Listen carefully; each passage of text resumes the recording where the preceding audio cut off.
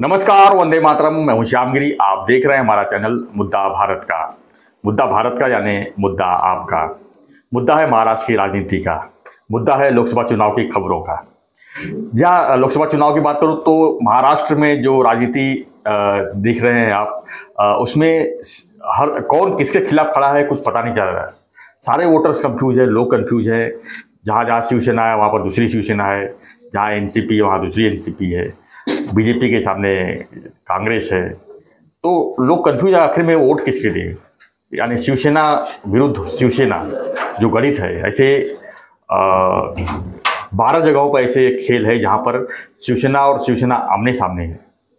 ठाणे है, मुंबई है, कल्याण है, नासिक है, यवतमाल है, हिंगोली है, संभाजीनगर है। ऐसे 12 जगह हैं जहाँ पर एकनाथ शिंदे गुट के यानी जो असली शिवसेना है, जो जिनके पास पक्ष है, जिनके पास चिन्ह है, ऐसे 12 जगह पर जो है शिंदे साहब हैं। और 12 जगह पर जो है उनके खिलाफ उद्धव ठाकरे की उबाठा यानी कि उद्धव बाला साहब ठाकरे की शिवसेना है। तो आज हम अपने वीडियो में यही चर्चा करेंगे कि आखिर में शिवसेना विरुद्ध शिवसेना का इसका परिणाम क्या होगा और कैसे लोग डिवाइड होंगे। क्या ये बीजेपी और कांग्रेस की लड़ाई है या शिवसेना शिवसेना की लड़ाई है। हमारे साथ में है दयानंद नैनी जी, जो वरिष्ठ राजनीतिक विशेषज्ञ हैं। हम इसे जानेंगे कि जो महाराष्ट्र की राजनीति 2019 से जो इस उथल पुथल की राजनीति हुई है, क्योंकि 2019 में भी लोगों के साथ में यही हुआ था। विधानसभा चुनाव में लोगों ने वोट दिया बीजेपी शिवसेना को और सरकार बनी कांग्रेस और एनसीपी के साथ उद्धव ठाकरे की। अभी भी लोगों को कन्फ्यूज है कि कुछ भी हो सकता है। लोकसभा चुनाव के समय लोग जो है एक दूसरे को कपड़े निकालते हैं, एक दूसरे की खिंचाई करते हैं, एक दूसरे को अनाप शनाप बोलते हैं, लेकिन चुनाव खत्म होते ही जो है वो अपने गणित में लग जाते हैं। क्या है इसके पीछे की राजनीति, इसी पर हम चर्चा करेंगे। नैनी जी, आपका स्वागत है हमारे चैनल में। क्या कहेंगे शिवसेना वर्सेस शिवसेना का जो खेल है 12 जगहों पर, 48 सीट में से 12 जगहों पर ऐसे खेल है, जिसमें खासकर मुंबई और ठाना शामिल है। इसमें क्या कहेंगे, इस पर बताइए जरा। नमस्ते और वंदे मातरम। देखिए, 48 सीट आप मत देखिए जी। उद्धव ठाकरे सेना 21 सीटों पे लड़ रही है, महाविकास आघाड़ी का जो कोटा है उसमें से जी। और शिवसेना मतलब एकनाथ शिंदे की जो सेना है, वो जो असल शिवसेना है ऐसे इलेक्शन कमीशन ने कहा है, तो वो शिवसेना 15 जगह पे लड़ रही है। उनको 15 सीटें उनके कोटा में मिली है, 15 सीट। जैसे आपने कहा कि मुंबई की 3 सीट भारतीय जनता पार्टी लड़ रही है, 3 सीट शिवसेना लड़ रही है जी। उसके सामने उद्धव ठाकरे की सेना मुंबई से 4 सीट लड़ रही है। फिर ठाणे और कल्याण, नासिक ऐसे अलग शहर है जहां पे दोनों आमने सामने है। तो कुल मिला के ये जो 15 सीटें लड़ रही है शिंदे सेना कहे तो उसमें से 12 सीटों में डायरेक्ट शिवसेना उबाठा वर्सेस शिवसेना एकनाथ शिंदे ऐसा कॉन्टेस्ट हो रहा है। और ये कॉन्टेस्ट महाराष्ट्र की अगली राजनीति के लिए बहुत अहम उसका नतीजा रहने वाला है, क्योंकि 2 साल पहले शिवसेना में जो स्प्लिट हुई तो उसके बाद में लोगों को पहली बार मौका मिल रहा है वोट करके जताने का कि उनके हिसाब से लोक न्यायालय में किसकी शिवसेना ये सच्ची शिवसेना है जी। तो इसके लिए ये कॉन्टेस्ट, ये 12 जगहों का कॉन्टेस्ट जो है, उसके ऊपर सिर्फ महाराष्ट्र की जनता का नहीं तो पूरे देश की जनता का लक्ष्य है। थोड़ा अभी हम देखते हैं कि ये 12 सीटों पे जो कॉन्टेस्ट होने जा रहा है, तो उबाठा और एकनाथ शिंदे की सेना, उन दोनों का एजेंडा क्या है। तो ज्यादातर अगर आपने ये जो अभी तक कैंपेन जो शुरू हुआ है महीने से वो देखा, तो उबाठा का पूरा भार, पूरा भरोसा ये सहानुभूति के ऊपर है। उनका एक ही राग वो आलाप रहे हैं कि शिंदे और उनके जो सहकारी है, 40 सहकारी, वो गद्दार है। उन्होंने हमारा सरकार चुराया, उन्होंने हमारा सिंबल चुराया। इतना ही नहीं, उन्होंने हमारा पक्ष भी चुराया और फिर मेरे पिताजी को भी चुराने का वो कोशिश कर रहे हैं। ऐसे करके लोगों की भावनाओं को अपील करना, लोगों के पास सहानुभूति की भीख मांगना, यही उनका एजेंडा रहा है, उनके पास दूसरा कुछ भी एजेंडा दिखता नहीं है जी। और ये एजेंडा लोगों के मन में या लोगों के पास पहुंचाने के लिए उनका जो बर्ताव है, एक बहुत दुख से कहना पड़ रहा है कि घटिया से घटिया लैंग्वेज उद्धव ठाकरे जी से लेके उनके एकदम निचले स्तर के जो कार्यकर्ता है, सब लोगों की लैंग्वेज जो है बहुत ही घटिया रही है। जो प्रचार का स्तर है वो उन्होंने एकदम निचली स्तर पे लेके गया है और कोथड़ा, मारून टाकिन, भोसकुन टाकिन, फिर औरंगजेब, फिर उनका एक हमेशा का रोना जो रहता है कि ये लोग मुंबई तोड़ना चाहते हैं महाराष्ट्र से, वही कैसेट उनकी जो इतने सालों से बजते आ रही है वो बजाते जा रहे हैं।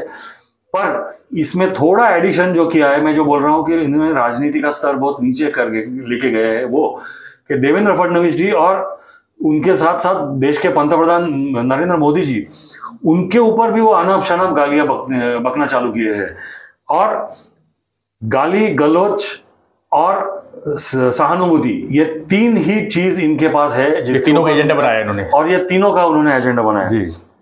अभी उसके सामने देखते हैं एकनाथ शिंदे की सेना का क्या है।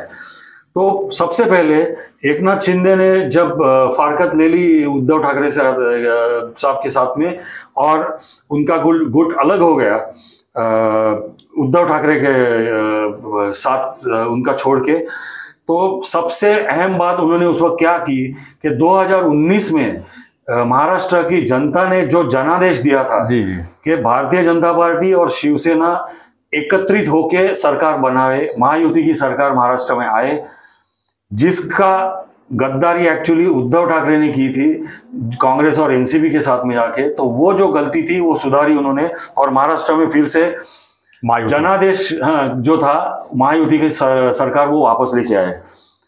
उसके साथ साथ में भी हिंदुत्व में रुचि रखने वाली सरकार एकनाथ शिंदे जी ने वापस स्थापन की महाराष्ट्र में, जो लोगों को बहुत पसंद आ रही है। तीसरा उनका जो रवैया रहा है, उन्होंने गत 2 साल में डेवलपमेंटल पॉलिटिक्स का ही उन्होंने ये किया हुआ है, फॉलो किया है उसको।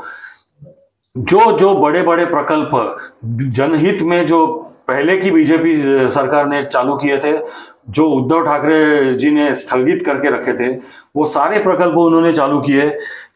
कोस्टल रोड हो, या तो फिर मुंबई मेट्रो है, या तो फिर अटल सेतु का काम, ये तीनों बड़े प्रकल्प थे जो उद्धव ठाकरे की सरकार ने रोक के रखे थे। समृद्धि मार्ग भी है, समृद्धि महामार्ग, और फिर बुलेट ट्रेन का जो काम था, जो गुजरात में जोरों शोरों से चल रहा है और 70-75% खत्म हुआ है और महाराष्ट्र में रुका पड़ा था। तो ये सारे डेवलपमेंटल प्रोजेक्ट्स उन्होंने शुरू किए। कोस्टल रोड अभी शुरू हो गया है। मुंबई मेट्रो का भी सेकंड लाइन जो वर्सोवा से लेके दहीसर था और दहीसर से लेके अंधेरी तक था, वो भी शुरू हुआ है। अटल सेतु को खोल दिया गया है, समृद्धि महामार्ग शुरू हो गया है और बुलेट ट्रेन का भी जो महाराष्ट्र के साइड का काम था उसकी भी शुरुआत हो चुकी है। तो इतने सारे डेवलपमेंटल प्रोजेक्ट्स शिंदे सरकार ने 2 साल में कार्यान्वित कर दिए है वापस।